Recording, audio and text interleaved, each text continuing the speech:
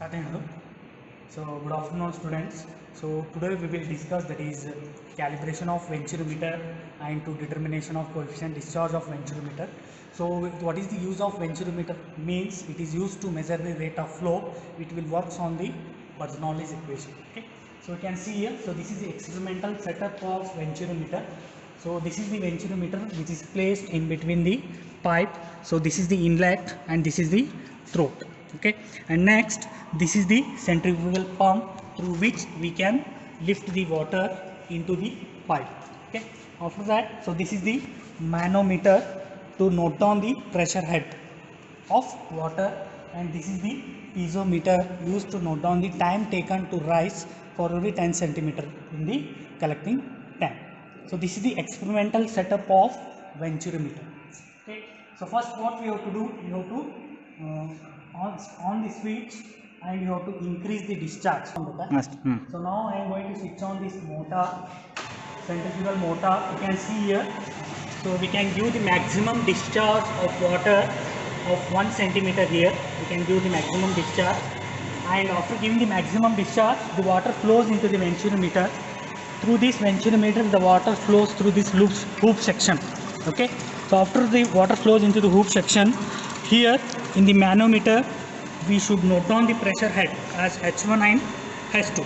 So when we have to note down means at constant head it will come, then only we can note down the pressure at H1 and H2. So note down the readings. First H1 is 8.5, that is you can see here to the scale the manometer is stopped at 8.5, that is H1, that is left of the U2 manometer, and the right limb also 8.5 you can see here. Okay, these are the manometer readings. So now we are taking the discharge, okay, for a rise of 10 centimeter. How much time it is taking, that we are noting here. So we will start that one. So see here we are taking the measuring tank reading, that is 10 centimeter rise.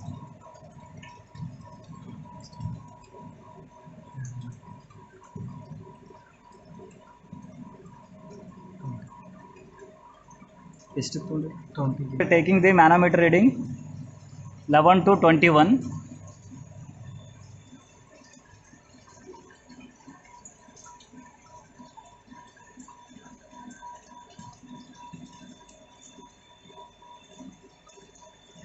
Stop. Okay, it is a 16 seconds. See here, stopwatch. Students, we have seen the demonstration in the lab. So now we will come to the calculation part. Okay, so first of all we need to do the observation calculation part. In that, first the area of the measuring tank is, that is 0.12 meter, that is length is 0.62 meter and breadth is 0.2 meter. Okay, these are the size of the measuring tank. Okay, and the size of the venturometer, that is inlet diameter is 25 mm, and the actual diameter of the venturometer is 12.5 mm. Okay, that should be all the data should be in the meter. Okay, so that's why I converted all the units into meter only. Okay, so first trial we have taken the, I have shown last, you can see the in video, we have taken as the 8.5, this one is the right limb, and the 8.5 in the left limb reading. So final reading H will be H1 minus S, that is 17 centimeter. Okay, for the rise of 10 centimeter or 0.1 meter, the time taken is 16 seconds, you can see here. Okay, after that we'll come to the result part. Okay, so first we need with the reading which we got, this one is the head in terms of mercury meter. Okay, that is 0.17 meter, that is in terms of mercury head. That should be expressed in terms of water head. For that purpose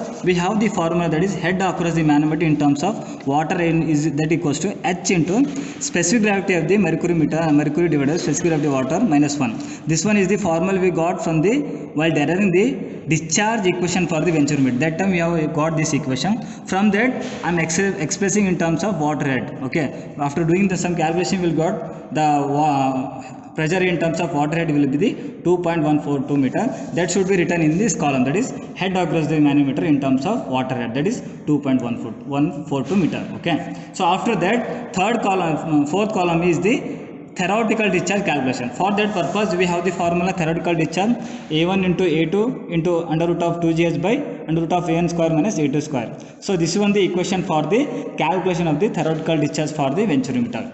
So A1 is the area of the inlet of the pipe, that is A1 is equal to pi into D1 square by 4. After calculation we have got as 4.908 into 10 to the power of minus 4, that is in meter square, that is A1. Okay, for A2 is same thing, diameter is 0.0125, we will got 1.227 into 10 to the power of minus 4 meter square. Okay, so this is A1, A2. Put those things in this equation. A1 is 4.908 into 10 to the power of 4, it is 1.227 into 10 to the power of minus 4, under root of 2G is 9.8, where H is this one is the height of the manometer, that is in terms of water, that is 2.14, that we need to take. Okay, so 2.4 under root of A1 square minus A2 square, we got theoretical discharge as 8.215 into 10 to the power of minus 4 meter cube per second. Okay, so that is 8.215 into 10 to the power of minus 4 meter cube per second. This is the theoretical discharge. Okay,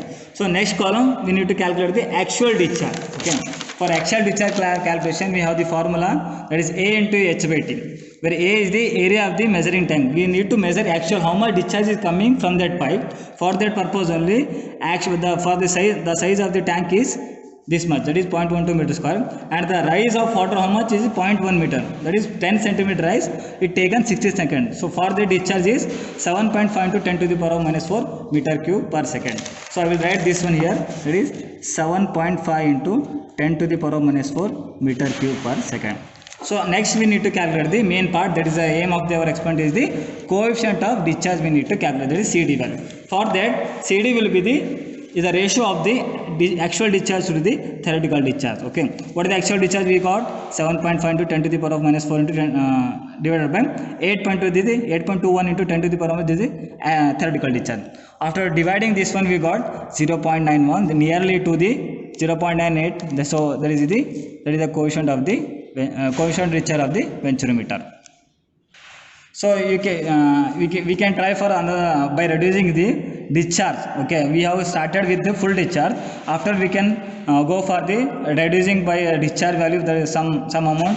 After some amount we can try for 2-3 reading, do the calculation same part, and finally write down the average value of the discharge, that is CD1. This one is the CD1 value. So next we calculate for the CD2. Okay, that is CD1 is 0.91. You try for CD2 and CD3 and write down the average value, that is CD average will be the CD1 plus CD2 plus CD3. You go for 3 trials and divide by 3, you will get the CD average discharge. The average discharge value will be the coefficient discharge of that venturimeter. Thank you, students.